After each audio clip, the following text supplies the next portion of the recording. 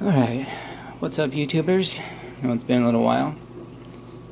Been busy getting stuff rearranged and packed up and getting ready to move, so not too much going on in the garden right now, but I am going to mix up some bug spray for, I actually had some thripes show up, is what I'm going to use this particular stuff on.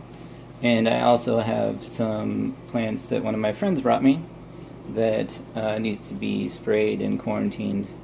Not that I don't trust them or that I see any bugs on it, but I quarantine and spray everything before it gets brought in.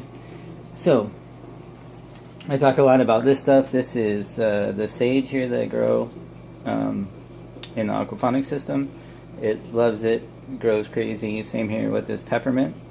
Now the peppermint, I like to use these roots. I call them runners. I don't know what their actual term is, but essentially they grow out vertically and then send roots down so that the footprint of the plant will spread.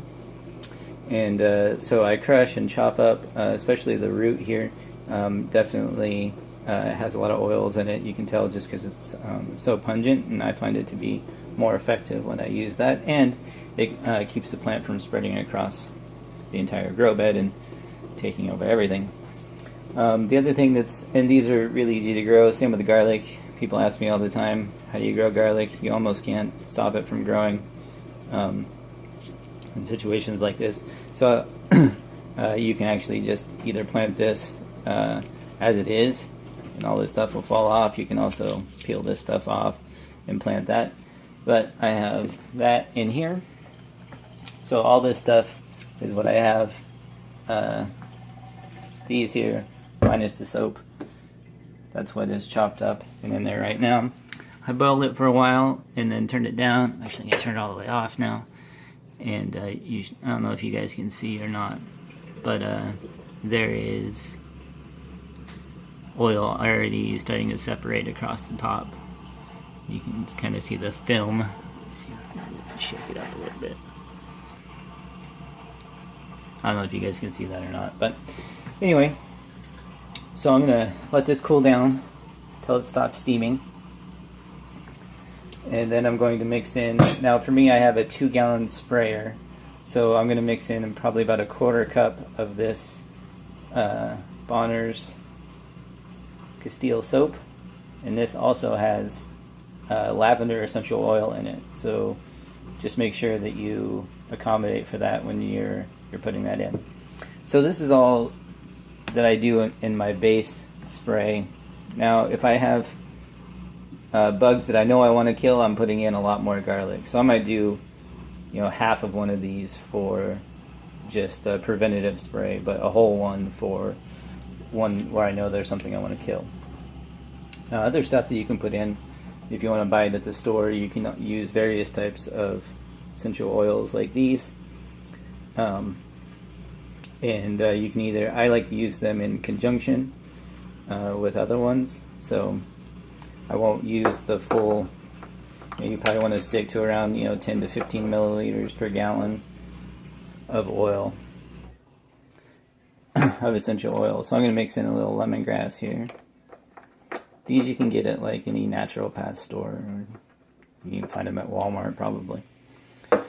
Other stuff that you can put in, a little bit of castor oil if you want to. And then, so all this is the stuff that that I would use in this mix and in veg. So in flower, I would not use this anytime past bud set. For that, I do buy a product which is fairly expensive. You can see here from Flying Skull. It's called Nukem. And this is basically, let me find the ingredients, it's basically citric acid, some yeast, and the enzymes that are then created by it. Yeah, here we go. Some potassium sorbate, citric acid, and yeast. So basically what you're after is the enzyme from the yeast. And you can even use this stuff in flour. I would still, it does have a smell, so I'd try not to get it directly like absorbed into the buds and pretty much treat that. And then it says you can use it almost right up till harvest, but I probably wouldn't use it like a week before, mostly just because it does have a smell. It's not like a terrible smell, but it does have a smell.